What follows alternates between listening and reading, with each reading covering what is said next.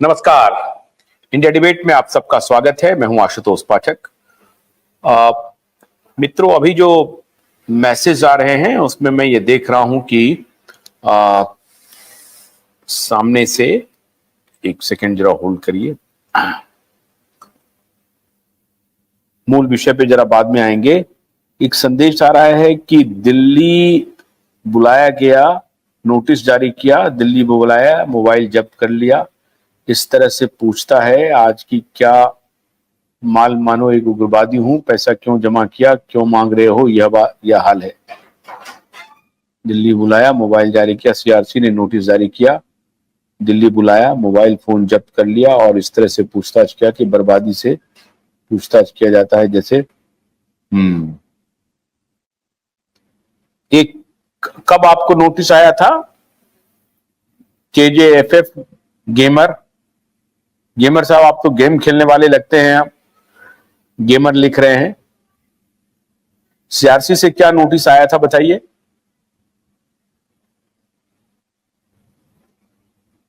आप लिख रहे हैं कि सीआरसी से नोटिस आया था और आपको बुला करके ये पूछा जा रहा था कि आपने पैसा क्यों जमा किया और पैसा क्यों मांग रहे हो।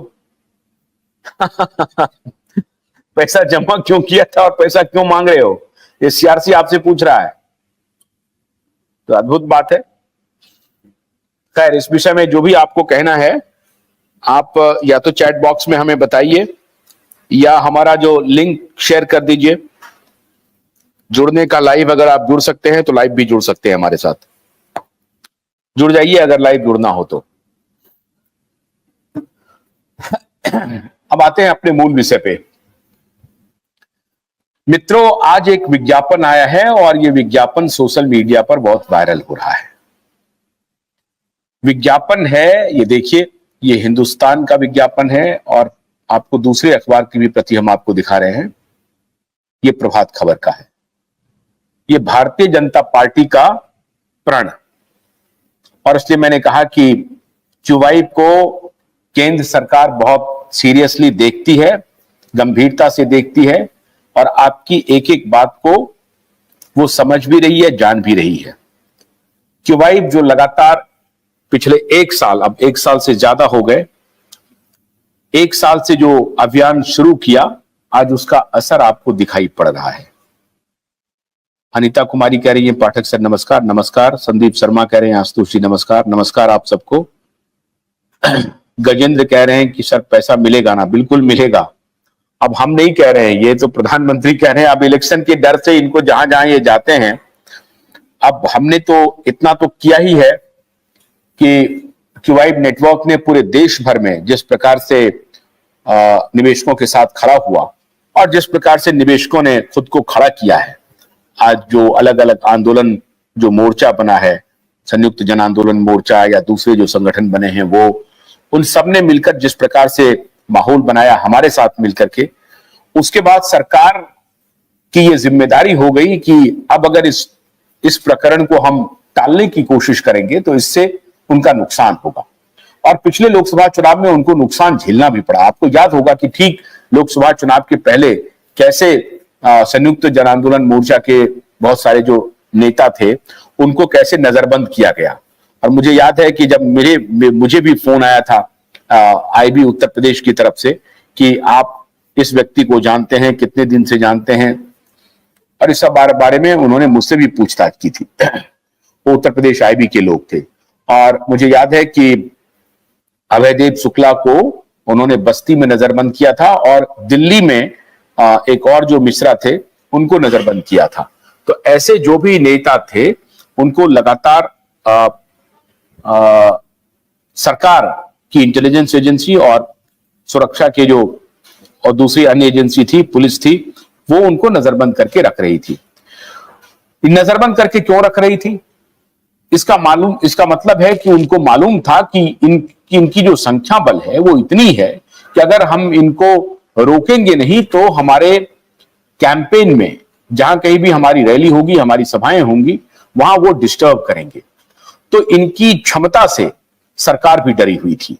और आज क्यूवाइब नेटवर्क के लगातार अभियान के बाद, लगातार विदाउट फेल प्रत्येक दिन हम आपके साथ आते हैं, आपसे बात करते हैं और आपकी बात को सरकार तक पहुंचाते हैं, सहारा प्रबंधन तक पहुंचाते हैं। सहारा प्रबंधन भी बहुत गंभीरता से हमें लेते हैं और मेरी हमेशा ये कोशिश रही है, जबकि उनकी बहुत सारी नाकामी, बहुत सारी फर्जीवाड़े को जो अब स्पष्ट है, जो सामने दिखता है, बावजूद इसके हमारी संवेदना रहती है कि कंपनी अगर सारी चीज को, अपने आचरण को ठीक कर लें, फर्जीवाड़े को ठीक कर लें और ठीक से चलाएं, तो हमारी आज भी उनको शुभकामना है।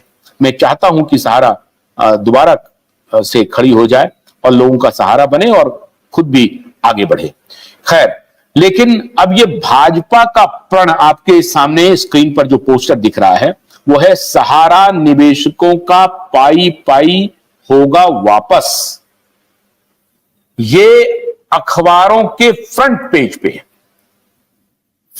पेज पे विज्ञापन में आ रहा है। ये प्रभात खबर की हम का विज्ञापन दिखा रहे हैं, दूसरा है हिंदुस्तान का।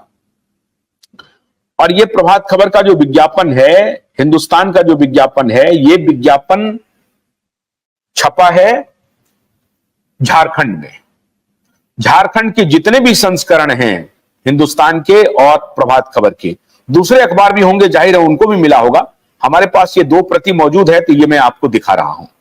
प्रभात खबर में और हिंदुस्तान के फ्रंट पेज पे ये विज्ञापन छपा हुआ है, जिसमें पहला जो मुद्दा है, भरोसा भाजपा पर, वोट कमल पर, नीचे लिखा हुआ है, पहला जो मुद्दा है भाजपा के प्रण में वो है सहारा के निवेशकों की पाई पाई होगी वापस।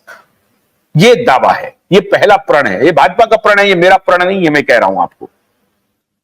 भारतीय जनता पार्टी का प्रण है। सरकार में कौन है? भारतीय जनता पार्टी है। कहां? केंद्र में।